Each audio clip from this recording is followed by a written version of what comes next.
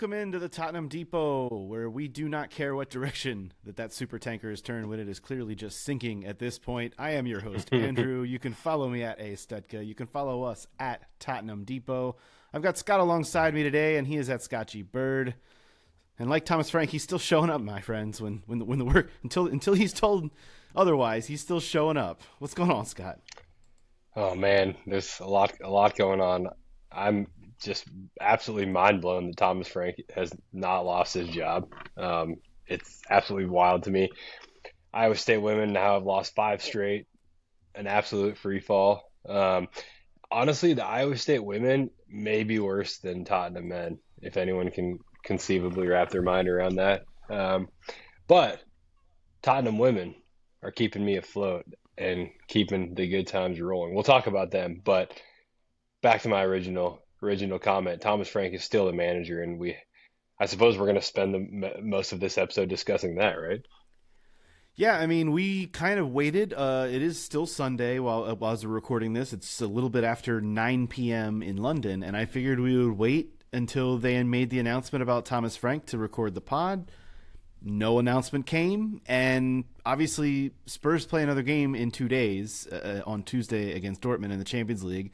They will have training on Monday and pre-match press conferences on Monday. So if it was going to happen, I would have expected it to happen today. And it sounds like, as of, like I said, this recording, that Thomas Frank has another game to manage for Tottenham Hotspur. But after that, I guess there still is no guarantee. The games aren't going to stop. It's just a matter of who is in charge. And at this point, I don't really understand how it can continue to be Thomas Frank. This team has fallen so far beyond expectations and so far below the standard that we've been talking about it for weeks at this point. And with every single poor result, and we'll get into what happened against West Ham, which is certainly one of the most poor results you could have during a season, losing at home to West Ham.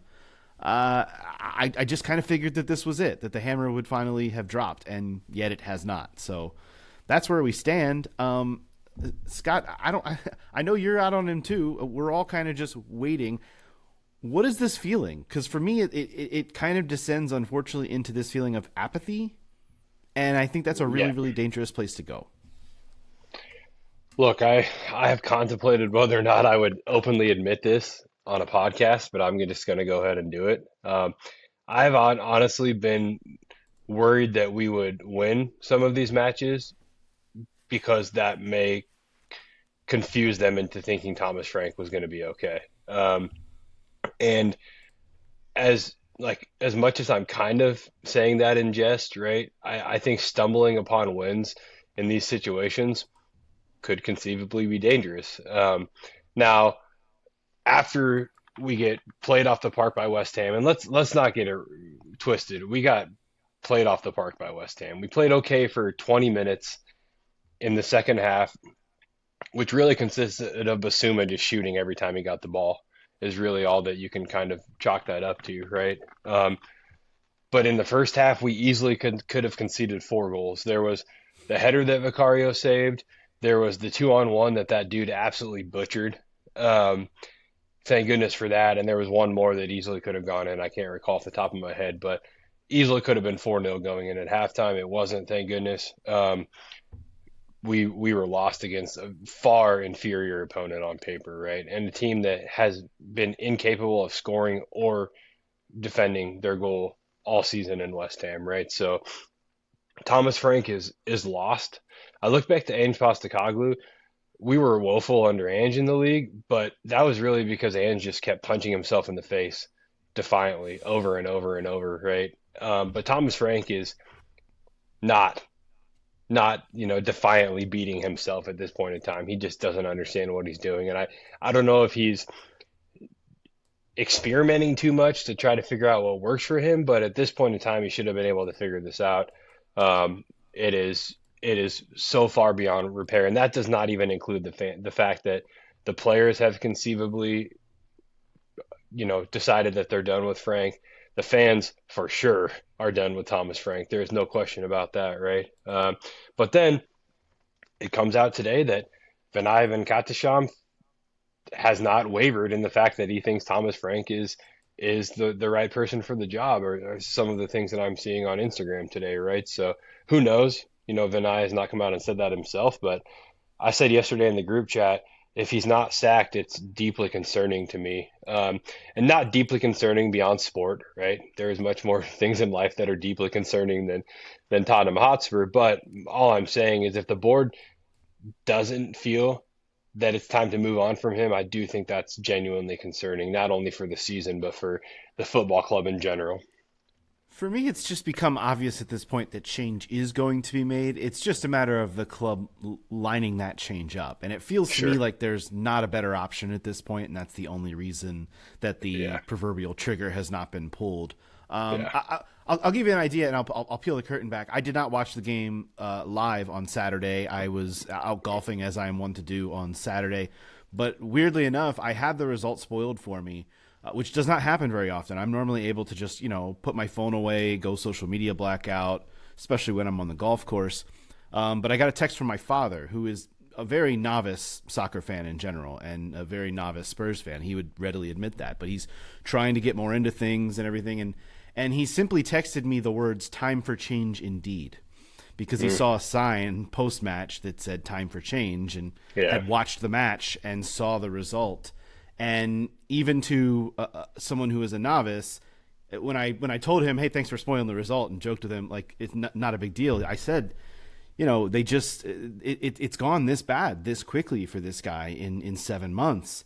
And his response was, it seemed like the players didn't know what they were supposed to be doing.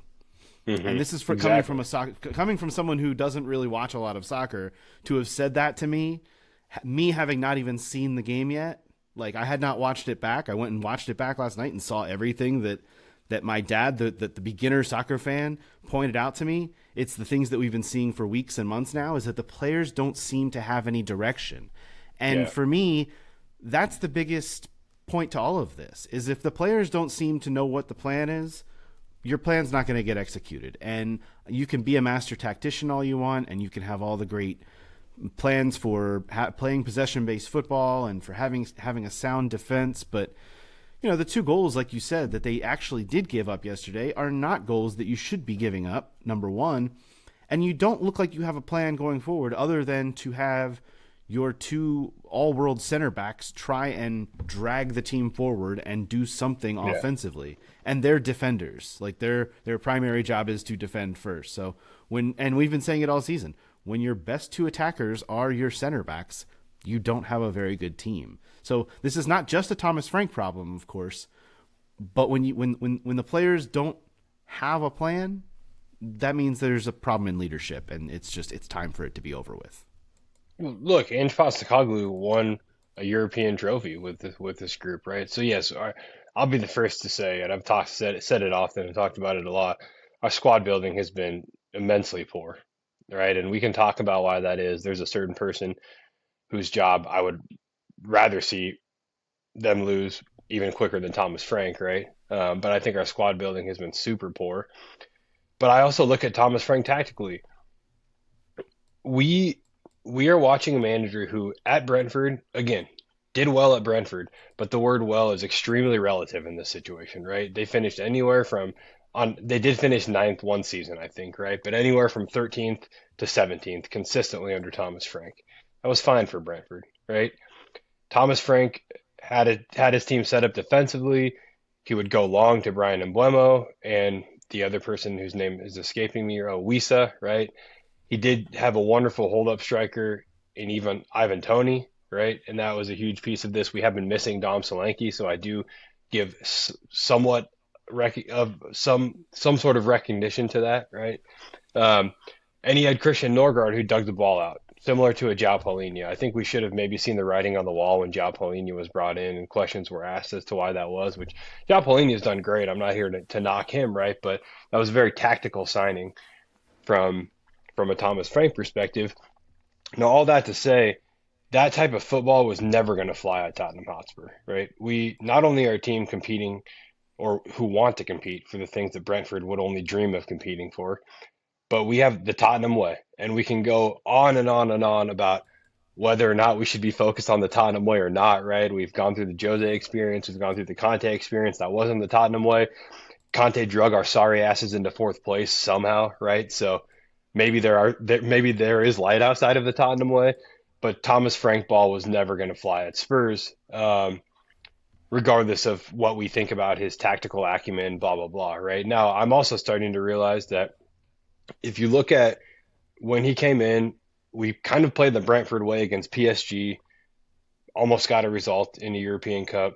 We kind of played the Brentford way against Man City. I believe we drew that game. It was a long time ago, right? But there were some big matches we played where we set up defensively and we looked to find, just a squeaky win, and it looked okay. But now we're doing that against West Ham and teams like that, right? And he came out in the second half. I think what's happening is he's setting up very carefully in the first half, and he wants to ease into the game and be careful and not concede and not go down early, and then maybe cranking the heat up in the second half. But we're already down at that point, right? Almost every time he tries to do that.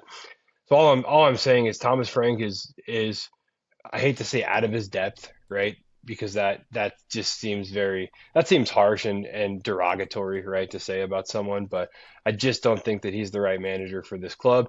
And I think because of that, he's trying things that he didn't do at Brentford, and it's just simply not there and not working. And there, because of that, you can maybe start to say, okay, maybe saying he's out of his depth is somewhat relevant because he just doesn't understand anything outside of what he was doing at Brentford, and it's just not working at Spurs right now. So Yeah, they beat City, by the way, at the Etihad. Like we that's did, yeah. it was like Okay, two okay, 2-0. I mean, that's right. it did. There were signs of positivity early in the season, Hmm. and it went away so quickly just based on how we started to play, and nothing more than that. I mean, yeah, the injuries are certainly a factor in all of this, and the squad building is certainly a factor in all of this. But again, when there's no actual intent to play football, it not only are you going to lose matches, you're going to look dreadful doing it, and that's certainly what they Hmm. did on Saturday against West Ham. Look, the goal was Well, great, and Pedro Porro hits a cross every now and again that finds the head of Christian Romero, and that was wonderful. But even after they leveled the match in the second half, West Ham had the better of it still. Like West Ham had the better of it throughout this match, yeah, and that's I think what was the most disheartening part. 100%, man. And honestly, as great of a header as that goal was, I bet you Porro hit between 40 and 50 crosses into the box yesterday, and one of them found a teammate's Mm-hmm. head, just the Yep. lone one, right? And Christian Romero is a fantastic header of the ball. So it really took just, you could say a broken clock is right twice a day, right? And that's kind of what we're seeing from Pedro Porro with his crossing. Romero is going to be a head that you'll find and good things can happen, right? So I'll give credit to that. But I don't even want to like paint the goal in a super positive light because it was really just kind of found out of just, again, people keep saying spamming crosses, but that's really what was happening, right? Beyond that, West Ham is a team that has conceded more goals than anyone else in the Premier League. We couldn't find anything in insofar as creating chances, right? I've said it once, said it twice. I look back to the goal that Sunderland scored against us. It was Brian Brobe. That goal is a goal that Thomas Frank's side can only dream of scoring, and that's Sunderland, right? A team that just came up. So we have a massive issue when it comes to creating chances. We couldn't do it against West Ham.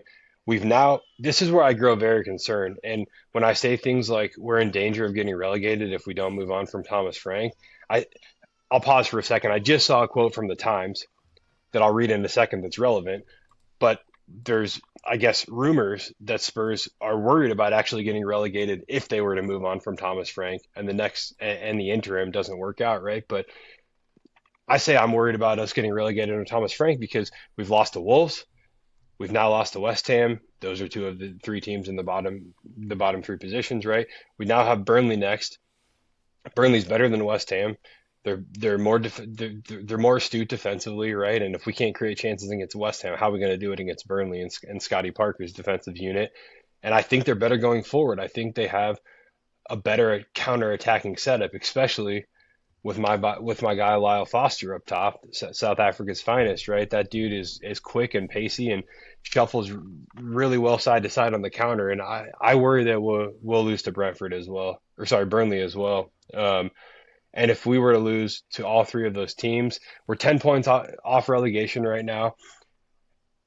I do not think it's out of the realm of possibility at all to say that Thomas Frank could see us, lose those 10 points somewhere in the next couple of months and end up fighting a relegation battle, which this team, look at the squad. It's not great, but this team has no business even being remotely near these relegation paces, but Thomas Frank has us there. So I'm really worried that if we don't move on from him, that's what actually will happen. I do think that we could find ourselves in a relegation battle, which is just blasphemous for what Tottenham Hotspur aims to be. It's a really weird week in the Premier League too, where none of the top four won. Two of the top four Yeah. are losing this weekend in City and Villa, and then the bottom five, everyone picked up points. So it is getting strange out there in the world of Premier League football right now. And look, I won't say that I'm in fear of Spurs getting relegated at this point. They do have that 10-point cushion on West Ham, but I hear you. Like there is. I mean, look, we saw a Spurs team finish 17th last season. Of course, everyone was looking at the shiny object of the Europa League instead and not really caring or paying attention because the gap was so large between, where Spurs finished and the actual relegation zone. So there is still enough season left on the bone to make that reality actually real if this slides. And honestly, when you look at the fixtures coming up, it does not look much prettier. I mean, outside of the Champions League matches, which we can dissect, you said it. It's Burnley next week, but then it's City, United, Newcastle, and Arsenal after that, rounding out going through February. Like these are not easy matches, and none of them are going to. Spurs are not going to be favored to win in any of them. They're not even really going to be favored to get a point in any of them, No. other than maybe the Burnley match, which again you just laid out the reasons for why maybe that would be fool's gold. When it comes to this match specifically against West Ham, look, pour one out for Ben Davis, first of all. Like, that was really, really hard to watch. He goes Yeah. in for a challenge. It doesn't work out. He appeared to have broken a leg. There was an air cast put on his leg. It didn't look pretty. Spurs have been rumored to be and still have not yet signed this left back out of Brazil. The depth there will continue to be stretched as long as Ben Davis misses time, and it looks like it will be a significant amount of time. We'll obviously find out more when Thomas Frank meets with the media on Monday. But that was really, really hard to watch. And then otherwise, there's a new signing to talk about too from this week in Conor Gallagher, where he comes in and gets on the pitch. And I saw some positive moments from him yesterday, but it's a first match after only a couple of training sessions. I'm not going to be a quick one to judge, but this isn't even a signing for me personally that got me excited. I think that the rest of our group here at the Depot have been a little bit more excited. I've probably been the most down on the Gallagher signing.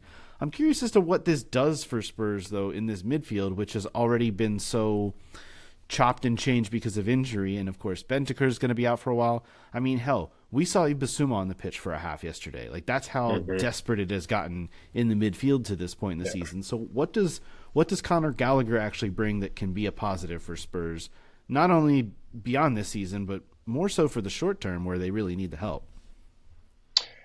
Yeah, I mean, I think Thomas Gallagher. I think Conor Gallagher is our best number 8 on the roster right now, bar potentially Kulusevski. I say potentially because I don't.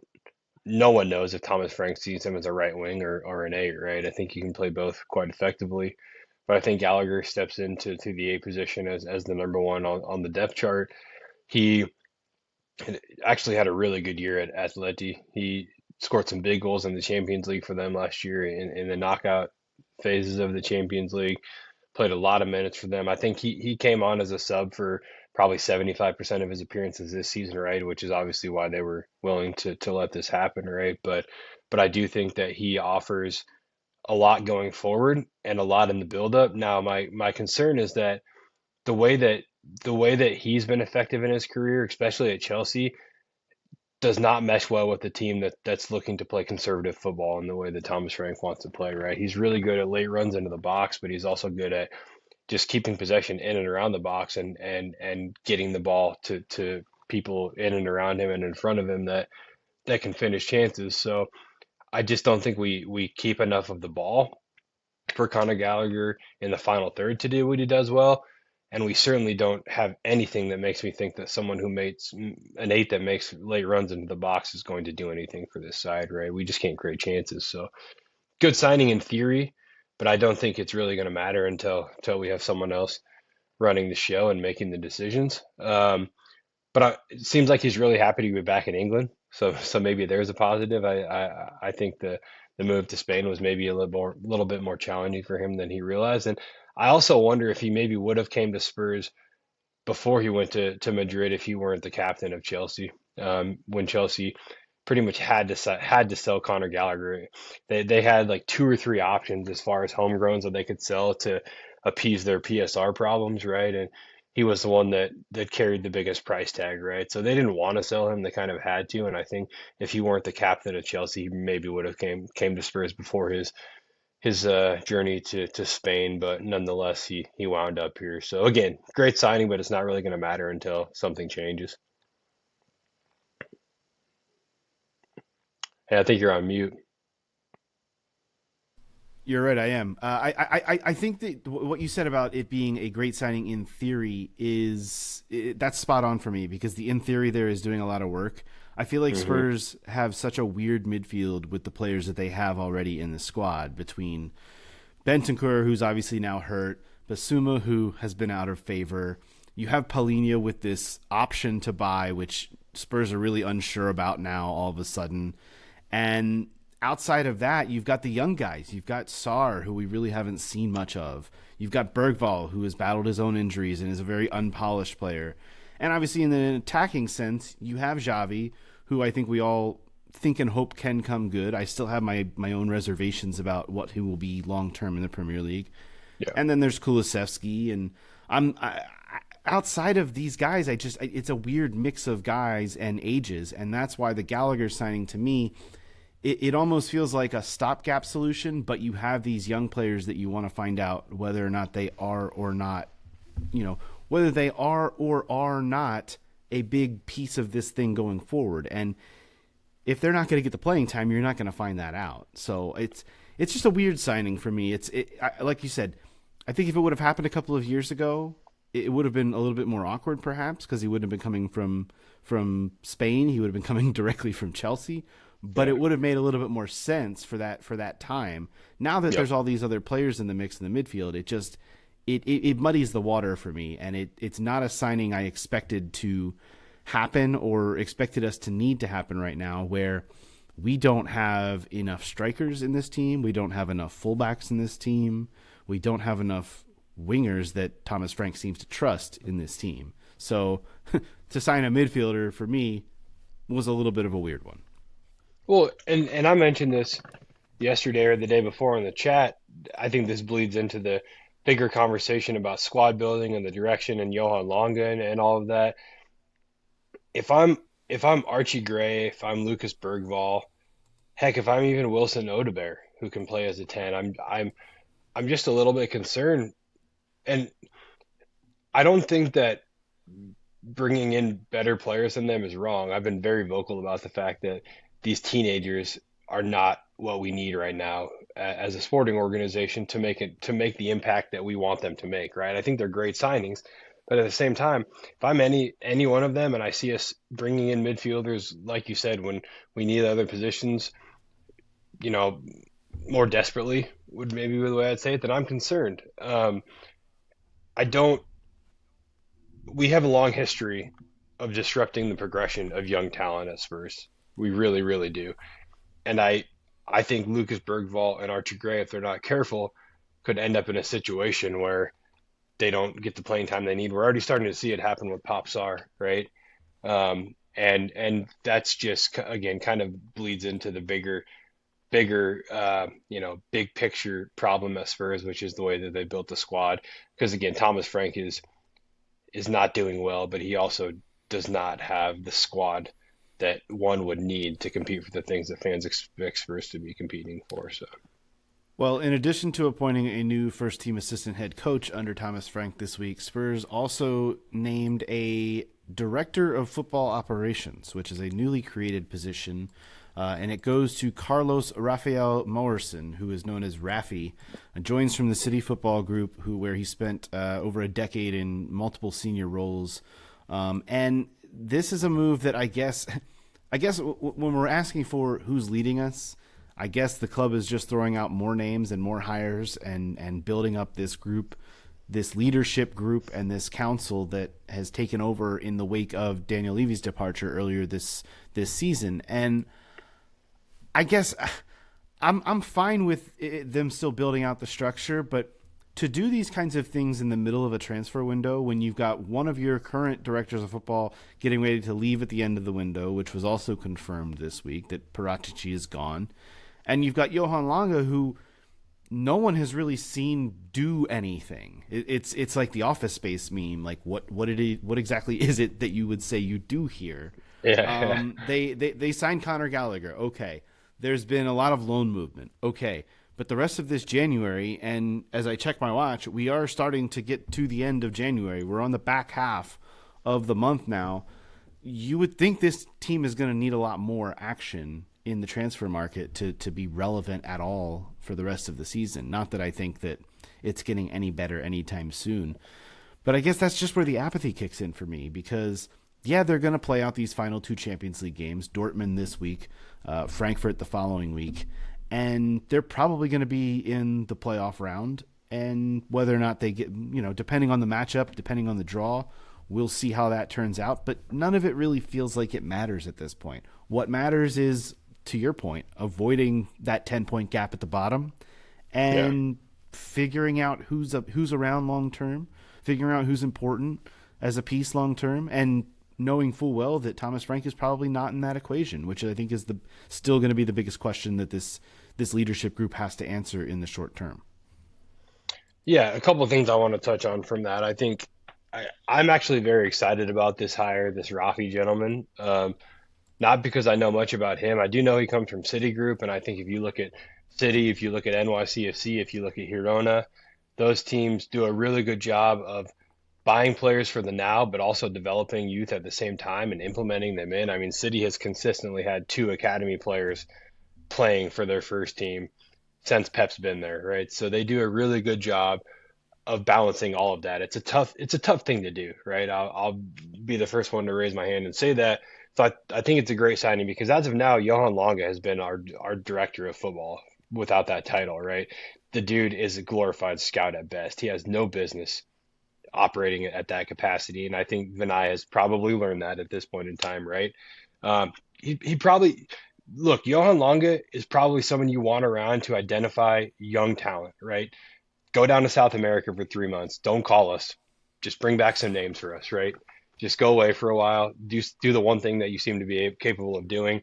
I've talked about the fact that Villa rose and we tanked right at the intersection of him leaving Villa and coming to us, right? And I think that there's a very specific reason as to why that happened. Monchi, who is one of the best in the world at what he does, came into Villa and said, "This guy is not required. Thank you for your services. Goodbye." Right? I think Daniel Levy is somebody who, for all the things he did well, we've talked about it, had no concept of what it took to succeed on the pitch and thought that Johan Lange was a good hire. Did not turn out to be that way, right? So this Rafi guy, I think, is coming in to fix that problem. Very happy about that because anything is better than what we're doing now.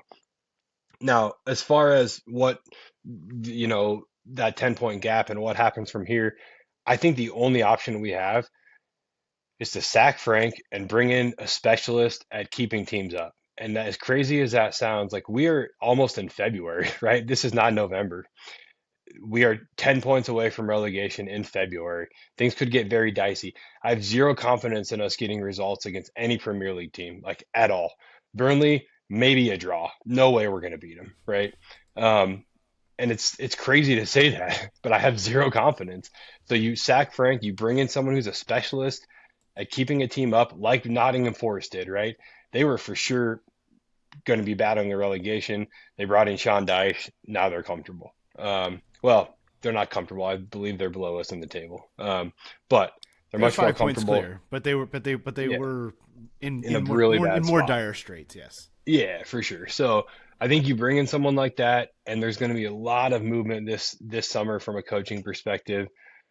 And I'm not going to talk about Poch. That's not the point of this, right? As much as you're probably fearful that I am, right? I just think that whether it's Poch or not, you have to just settle down and use the next 4 months with an interim into the summer to find the right hire, because I think what's happening right now is I think they hired Thomas Frank saying we have to stop the manager merry-go-round. We need someone to run a project, and that's why they're digging their heels in and saying like we can't sack him right now. You got to admit you just fucked up. It's okay. Like we'll be happier if you just hold your hands up and say, okay, we're still going for a long-term move. This was not it, right? And not that Thomas Frank couldn't work out. Like I think there's a world where he keeps us up and things stabilize and get better, but he has lost the fans and he has lost the players, and that's the biggest issue behind all of this. Christian Romero was visibly screaming at Thomas Frank when I think he took Romero off, right? If I'm not mistaken, and brought Kevin Danzo on, or did Romero stay on? At this point, I was just like over it. Um, but he makes the subs, he brings Danzo on. Romero's screaming at Thomas Frank, and I guess you can read between the lines and consider that Romero was there's speculation out there, right, that he was concerned about set pieces when he came off the field, right, and brought Danzo on, and then we concede. Romero's screaming at Thomas Frank, and he just bolts down the tunnel, right, and that's your captain, right. So now it's coming out that Mickey Van de Ven wants out, and I don't think that's conjecture at this point. Like that dude clearly is frustrated. Why wouldn't he be? It's Romero, it's Van de Ven, and it's a bunch of kids and a manager who is just completely lost. So it's really bad. Anytime the fans are booing in the manner that they're booing in, they're all singing "You're getting sacked" in the morning. These are the home fans. Our home record, everyone knows this, right? I think out of the last 25 home matches, we've won 4. It's absolutely abysmal. And that's not all Thomas Frank. That's also his predecessor, right? But the win percentage at home, Thomas Frank's at 15%. The next lowest win percentage is like in the high 30s, right? And then you've got guys like It's Timmy bad. Sherwood putting up a 70. And we've got Thomas Frank hanging out in the mid-teens, right? So it couldn't get any worse. It couldn't get any dire. It's absolutely just, you know, it's down to the bare bones, a skeleton as far as what's going on at the club, and it has to change. Yeah, Romero actually did not end up coming off. He was going to bring Danso on. He kept Romero on, but Romero after the game was after Thomas Frank said, it was a good showing and a good effort in the second half. Romero was quoted as saying this is an absolute disaster. Like Hmm. there's two different pages even being read. It's Yeah. not that they're not on the same page. They're just incredibly different stories being told right now. Yeah. Well, I trust Romero more than I trust Thomas Frank at this point in time. It Yeah. does. What? It does feel like that disaster for sure. This new hire, Rafi, is also going to be in a lot of the responsibility is going to be in charge of the women's program, and that's where I want to Yeah. go next because we can actually talk about some positivity. Spurs women advance in the FA Cup with a 3-0 victory this morning over Leicester City. That's a week after beating the Foxes 1-0 in WSL play. This one was what I would say is this was even more comfortable because of the score line, but also just in terms of the control than even last week was. And Spurs women are really just finding a groove with new signings, and honestly, they're an exciting watch at this point too. They're a club that are controlling the patterns of play better than I've seen, honestly, a Tottenham team, men's or women's, do in a couple of years. Like Yeah. they play really good possession football, and we talked a lot about patterns of play under Robert Villaham. Now you can actually see true patterns of play under Martin Ho, and they look really, really positive. Yep. Yeah. It's such a stark contrast to what we've just been talking about. You're exactly right. They're fantastic. I mean, before Gopset, we were already playing good, solid football, but she's just an absolute game changer. Hamano as well. We talked about it in the group chat this morning, right? Those two are the two names that you hear the most on the broadcast this morning, right? Just all over the pitch running things. But yeah, the team is just they're so flush in everything that they do. You can plug and play players. Everybody knows their roles, right? There's like for like substitutions all over the field. Nobody misses a beat. He's getting a lot out of Beth England. Beth is finding herself in really good positions, and the ball's finding its way to Beth England. The fullbacks are defending and attacking equally effectively, right? If that does that make sense? Is that correct Yeah, there's English? more But balance. There's more balance to it for sure. 100%. And then, in Suminen and Spence, you just have a rock solid double pivot that will continue to thrive for this team. But all the new signings are clicking. Everything is, again, I'll use the word flush from top to bottom, and they are they are they are a force to be reckoned with. And then on top of that, LGW gets her goal. You could see what it meant to her when she did, and yeah, couldn't be happier for her. She's, I think, got a really high ceiling, and long may it continue. It's interesting how we were so worried about losing Jez Nass, but and not that we wouldn't want her. Please don't, no one get my words confused, right? You want Jez Nass on the field, but we were really worried about what that hole was going to look like, and there really hasn't been one at all. Well, and part of that is you can already see. You mentioned her, Hamano coming in on loan from Chelsea. Yeah, That is a hell of a player. Like she I'm gonna get balls. really brokenhearted when she goes back to Chelsea at the end of this Hmm. season. I am already upset that this is a short term deal, but I'm gonna Yep. enjoy watching it while I can. And yeah, what you said about Beth England too. Beth England cleans up, gets the first goal in this match this morning. Cleans up a really nice shot from Gopset, and Gopset has really. I think we all knew that was a big signing. She's come in and hit the ground running right off the bat, and we got to see some of the other new sightings today too. Matilda Nilden came on, and Hannah Vick came on as well. So he's starting to implement all the pieces and everything. I don't know that there's going to be more signings. They've already been 5 for this month, which is quite a Yeah. bit. And even if there's not, the strange thing is this week we did see Martha Thomas go out on loan to Liverpool, Yeah. and Martha actually scored in the FA Cup match for Liverpool today. I thought that was an interesting move, and it tells me that Hamano is going to play a lot, number one, which I think is a good thing. But it also tells me that they may be ready to move on from Martha Thomas. I don't know that for sure, but if she was seen as surplus to requirements for the rest of the season in attack, maybe it even does mean that there are more moves to be made. I'm finding this roster churn to be interesting, but also it's happening so rapidly that it's taking me a little bit by surprise. Obviously, with Ash Neville leaving and now Martha Thomas going out on loan, I'm starting to see the wheels churn here, and Martin Ho's not really messing around. Yeah. They there is almost more emphasis and focus on the women's team, and I think that's a fantastic thing. Fantastic thing. It's the way things should be working, right? They've very much invested their focus into that group, and yeah, Martha Thomas obviously being part of that turnover. I think it's probably time and perfectly fine. I don't think we've seen the goal contributions that you would need from somebody, who's going to deputize Beth England. And Beth England's no spring chicken, right? We all know that.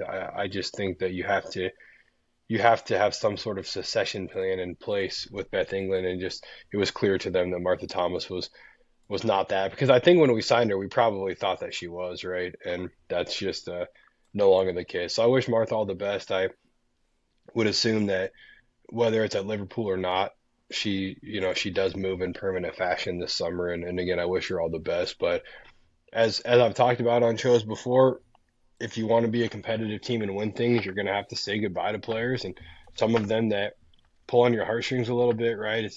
We all know Ash Neville leaving was an emotional thing, but also very much what good clubs that want to win things do, right? They move players on when it's time, regardless of how the fans feel. So Martha Thomas probably, not never to the degree of Ash Neville, but Martha Thomas, another example of doing what the club needs to do to continue to put itself in a better place to be successful.